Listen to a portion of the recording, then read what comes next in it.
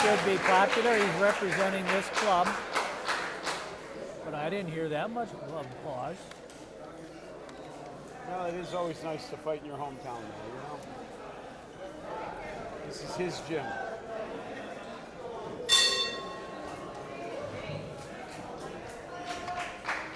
Lopez in the blue, Flores in the red.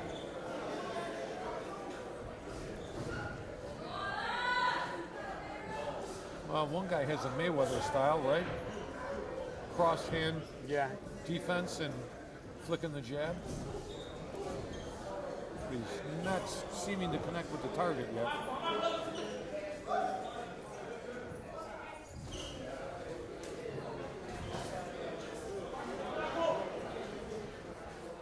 I'm not a big fan of that left hand down that low. They called the Philadelphia Shell or something now. It's got its own name. The Philly Shell. I mean, if you've got great speed, like a Mayweather, you can get away with a lot of unconventional stuff in the ring. But I prefer to tell my fighter if they want to watch a good fighter textbook technique, watch Juan Manuel Marquez.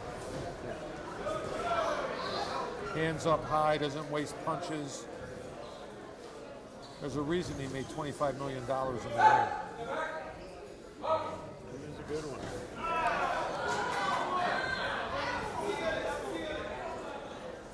And the guys try to imitate Lomachenko, but he's like a magician. Yeah, Lomachenko's really in a class of his own. You know, I had guys go, I'm going to box like Lomachenko. I go, no. Let's just try conventional hands up.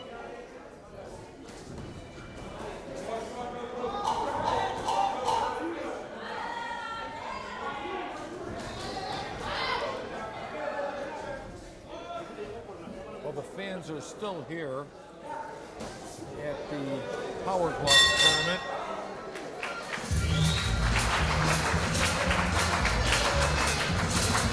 These are good fights, you know?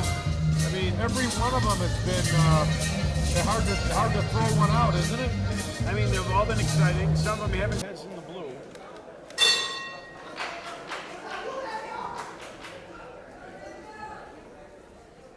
And he's going into the Philly Shell again. Yeah, that Mayweather Philly Shell. You know, it's funny. I mean, just because Floyd can do it doesn't mean all these kids can do it. Well, that's what I tell the guys, you know, I mean, you're not going to match Floyd's hand speed and his eye speed and his anticipation and the way he can move his head. So he can make a lot of unconventional, actually, mistakes in boxing, and you can't expose it because he's so fast. Where the average guy that doesn't have that hand speed really doesn't get away with that. They're like, why doesn't it work for me? Everybody tries it, though. Well, that's interesting you should say that, because I think Johnny B might try that later when he gets home in front of the mirror. That Philly Shell. That's, of course, before. I think he's more of a straight stand-up, more like, I can see him more of like a European boxer almost. You know, he's got that old classic value system. You know? He doesn't go for this young kid crap that You're they're probably pulling right today. about that. Yeah. No, he's too old school, I think. You're probably right about From the that. military, oh yeah. No, he wouldn't dabble, would he? No, like, you know, I mean, I think if we were to cast tonight, I think Johnny would be played by like a Clint Eastwood type of guy. You know, an old sort of stick to the rules, play it by the book kind of guy. What do you think, John? Did you ever think of your life story being played by Clint Eastwood? No, Clint Eastwood, no. He's not real. I think a good guy, if he was still around Muhammad to Ali. play Johnny Bellino, would be John Wayne. John Wayne would, John Wayne playing Johnny. My first boxing match was aboard a cruiser ship in the middle of the Mediterranean Sea. They took the plane off the landing part, put a ring in there, and the destroyers came on side, and that was my first fight. Yeah. It was a Marine and the guy knocked me down in the first round, and the sailors were cheering, and that made me angry. Why are they cheering a Marine when they're sailors and I'm a sailor? So I had to put him in a headlock in the second round. Headlock? You lose a point for that? You got a good headlock, that's a hell of a hold. I've had a few guys say uncle on that one. We're going into this exciting part of the round. Here comes a guy in a Kronk Gym uniform. Wow, that's amazing. Wow. Never seen a Kronk Gym uniform in Chicago. That is cool. They got beautiful colors, don't they? I'm good friends with, was good friends with Emmanuel Stewart, better friends with his nephew, Sugar Hill, who runs the Kronk program in Detroit. Detroit's a great town. They actually have a restaurant there called Southern Kitchen, the Joe Louis Restaurant, near Woodward Avenue. Yeah. In Detroit, which I was at recently. About 3 months ago, I was doing a pro show in Detroit.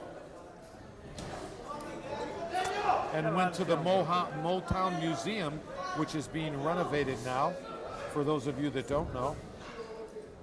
But that's where all the Smokey Robinson and all the great Motown artists came through. The Temptations, who I know Ben is a big fan of, performed at the Fox Theater there in their heyday. They were known as the Black Beatles. They were so popular. I saw Ben doing some of those moves, in front of a mirror once. Ben's doing a lot of popping and locking. I said to him, and I hope he didn't get offended, I said, you look like one of the Pips. Actually, I was looking for Gladys Knight. He said, no, that's the Temptations. We got a barn burner here, guys. There's another flip of a coin on this one.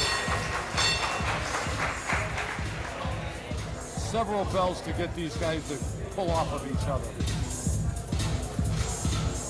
Let's see who's going to advance here. Yeah, this is a pickup. Luckily, the judges have a harder job than we do here, just play-by-play it.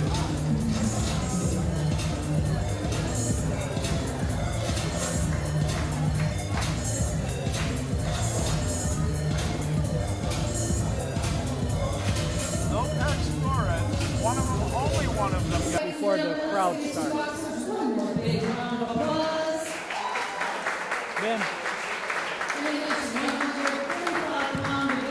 Our winner tonight by unanimous decision, out of the blue corner, Daniel Lopez.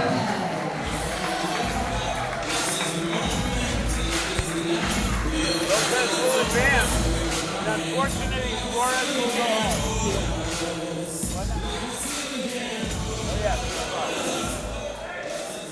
What did you say? 2 o'clock tomorrow.